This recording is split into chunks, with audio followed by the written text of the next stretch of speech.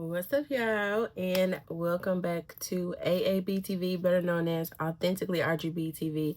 I am your girl, RGB, and we are here to review and recap my favorite show, your favorite show, America's favorite show, Abbott Elementary. And if this is your first time, welcome to my channel. I am not in the studio, you guys. I am on spring break, so I am at home. And you guys, there was tornadoes here last night. I was up till 2 in the morning. So my apologies for uploading this late, but nevertheless we are here to do what we do every week. So let's get into the video. All right, you guys. So we find out that Abbott Elementary is back being brokies. Okay, back being brokies. We know that the district came and just found out that they had been taking bribes from the golf course Gerard Creek, and they, let Ava go, and Greg has been the interim principal, and they had to give all of their nice, shiny, beautiful new gadgets and things up, and everybody is back to using broke down laptops and computers and things like that. So they came up with the idea during open house to have a car wash to raise money. Now they're not charging per Janine, they're not charging. And I was like, how y'all gonna make the money? But she was like, they were just gonna go off of donations. And I was with Mel, like, you can think people's gonna do it at the kindness of their heart, but they really don't be doing it at the kindness of their heart. They're gonna keep that money in their pocket, but it is what it is. And so they were going over the things that they wanted to do, because we all know that during open house previously it's always been about the Ava Fest, and she always goes above and beyond. It makes money, but Ava isn't there, and they were going to use that for the name, but homegirl done put a license to it, so they couldn't use that. So they just decided that from 3 to 8 p.m. that night that they were going to get all the teachers together, all the students together, and come up with a way to raise up the money, the funds, so that they could have money to get nicer things without, the bribing and all of that stuff. And Melissa came up with like a little thermometer to mark, how they do on fundraisers, to mark the level at which they had, how much money they had, and everybody was pitching in, and even Barb was pitching in, because she was going to be counting the tips, right? She was not gonna be, what she say, scrubber dubbing and rubbing. Only thing she buffs is her nails. And I was like, I know that's right. I know that's right. And while everybody was getting prepared for the car wash, Daya, the secretary, and interim principal Eddie, he is going over, the things that he wants to do to help with the car wash. And Daya was like, no, you're the principal.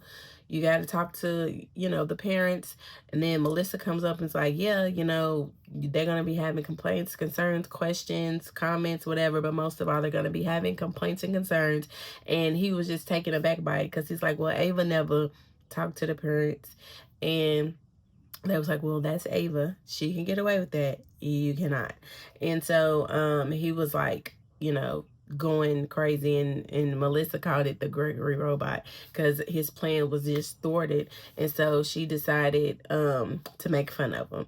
And so Daya was with him the entire time, though, just being there to support, but also throw a little bit of the shade with the faces she was making. And from the first interaction, you could tell Greg was very, very nervous, but he wanted to do a great job. And throughout the night, he was getting more confidence. He was dealing with parents who came at him with attitudes. He dealt with an ex. He dealt with Darnell, which we'll get into in a little while. But he started to see how being the interim principal wasn't bad at all. Having to go off of what you're used to and your plan, and just just do it then and there on the spot. He saw that he could really do it, and he did an awesome job. I mean, throwing out big words and everything. And he talked about the garden goofballs when the parent asked what that was about, because of course we know that he's over that and he felt good about it. But like I said, Daya was like, well, yeah, it's the one thing you do know.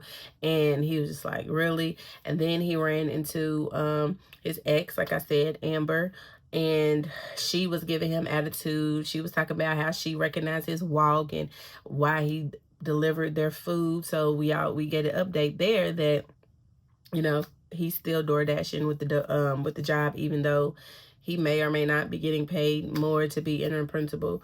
And then he had an encounter with Darnell, and from previous episodes we know that there's a student in Greg's class who is also update, who is being this class is being taught by a full-time sub or long-term sub, and the little boy's grade dropped just this much, and the dad was not happy about it, and we all know that he had threatened to fight him because his son was, you know, attached to Eddie, and because he's the principal now, his grades are dropping, and he told him if his son's grades start dropping, he was gonna come and beat his butt. And they had an exchange, and then ended up coming out on good terms because, like Greg said, we're both Team Jabari, so there's no need for us to be beefing. I've been keeping in contact with him. I've been making sure he's good, as well as all my other students. He's fine. And the dad still was like on edge, but he was joking. But Greg also didn't know how to take it. And I was like, that Darnell guy is a character. He really is. So all that is going on inside, Janine and everybody is outside, and they did in the beginning have a great turnout. Everybody was, you know, lined up around the corner. Nobody was really giving no tips, and they ended up coming out below what they had hoped for. So they saw Ava in the line. They also saw Morton in the line, who's been living in his car. And I'm just like, Morton is definitely Mr. Can't Get Right. But when they were talking to Ava, she let them know that there was like a list in her office of, you know, high potential network people, basically people who got money. And if they needed them to show up to get that money, to call them. And they was like, oh no, it's all right. We don't need to. We got a long line. I'm sure everybody's gonna be donating. I'm sure everybody's gonna want to help these kids out and help us out. And she was like, okay, whatever. And then, you know, they was like, you don't want us to wash your car? She was like, no. Y'all need to get microfiber. And she's right about that. I love a microfiber rag. So again, like I said, they're excited about what's going on, but at the end of the day, they're not making money. And so they decide to finally take Ava's advice and use those potential, you know, high network people. And when they showed up, everybody was in nice cars, and they was just throwing the money, had big wads of money, and everybody was like, oh wow, this is going great. Ava always, you know, comes in the clutch.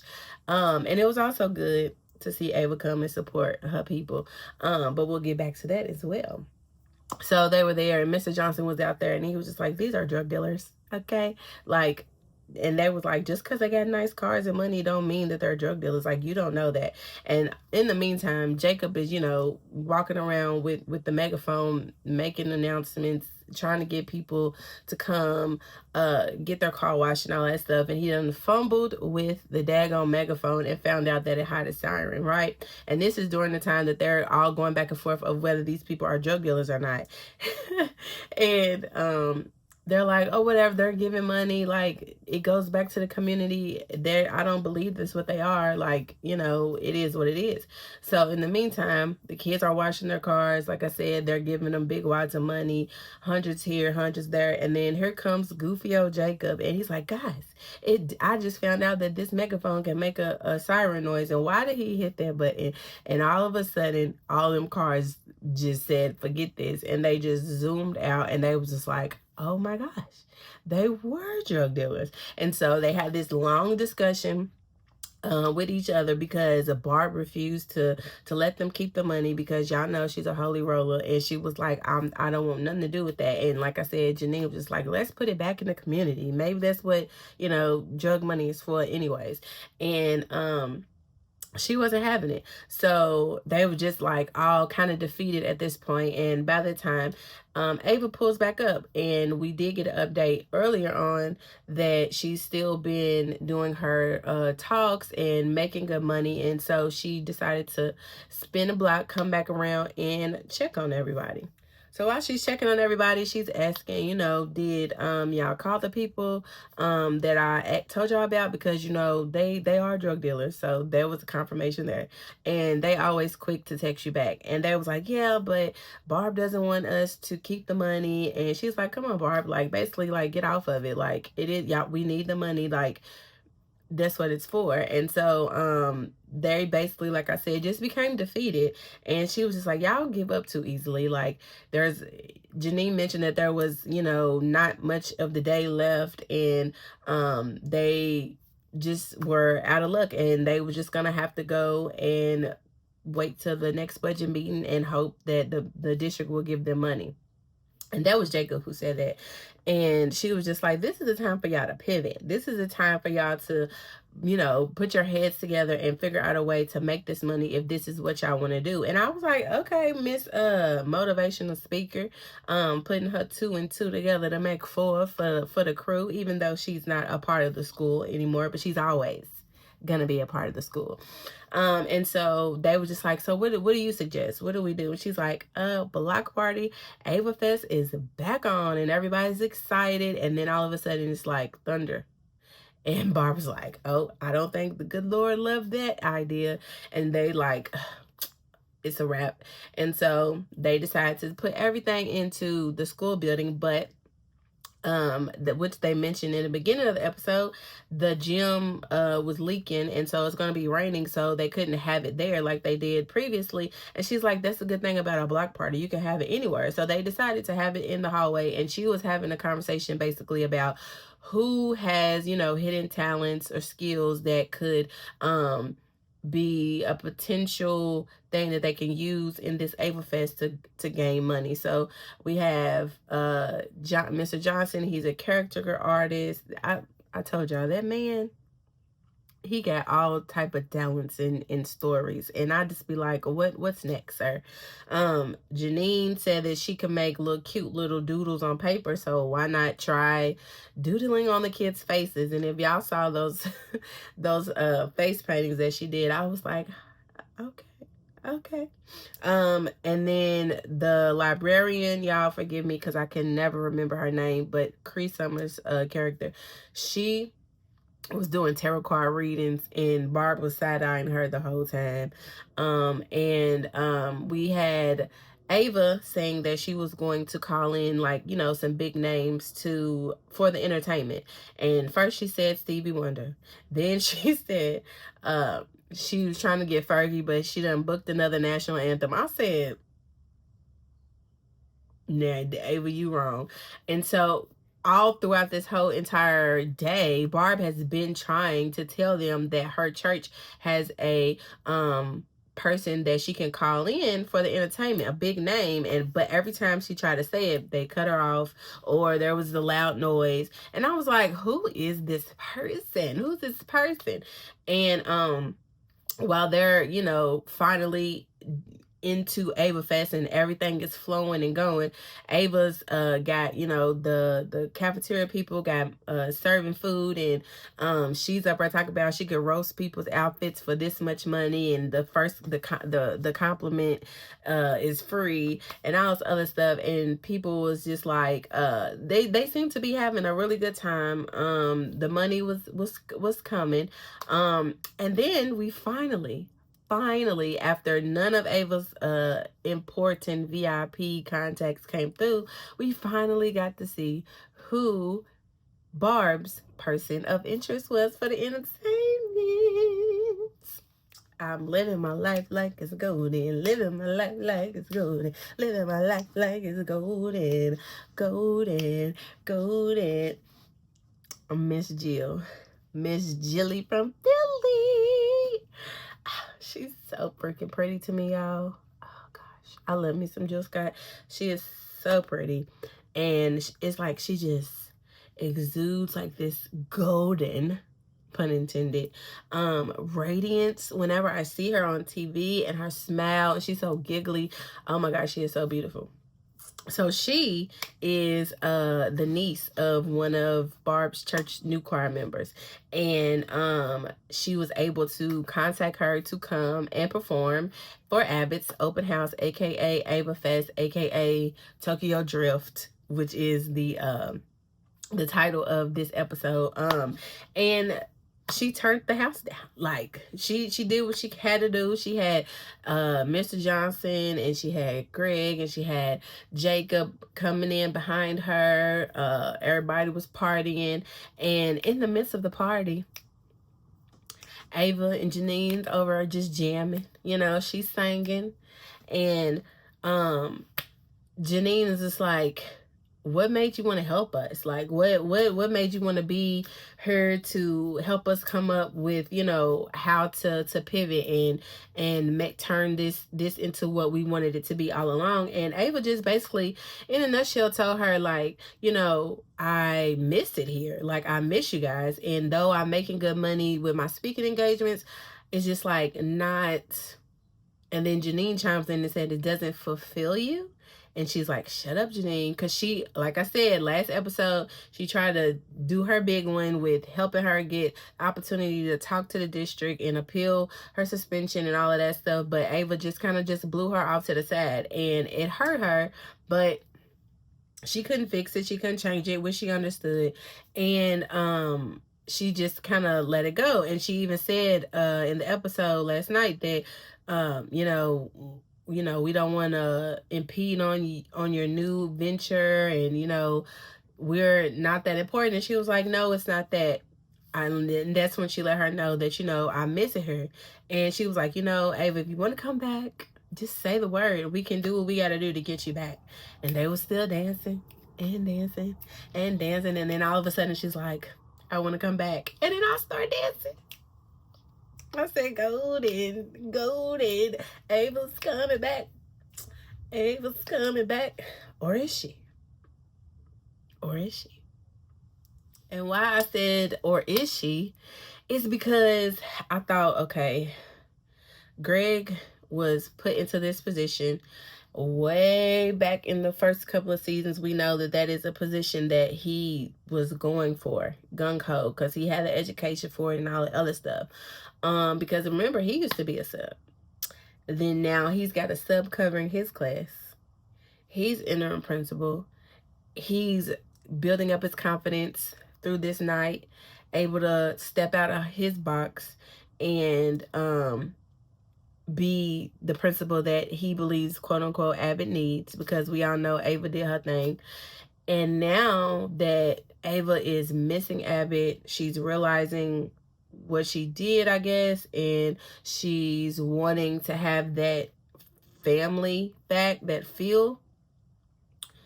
I wonder if Greg is going to want to give up his spot, and if that's going to cause a conflict of interest for people.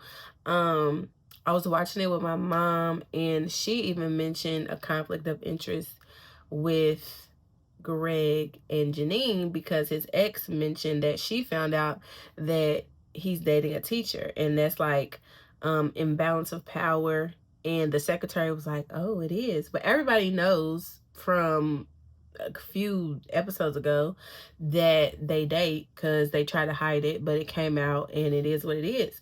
But being in a supervisor, I guess, level, and then Janine just being a teacher, you're not supposed to do that.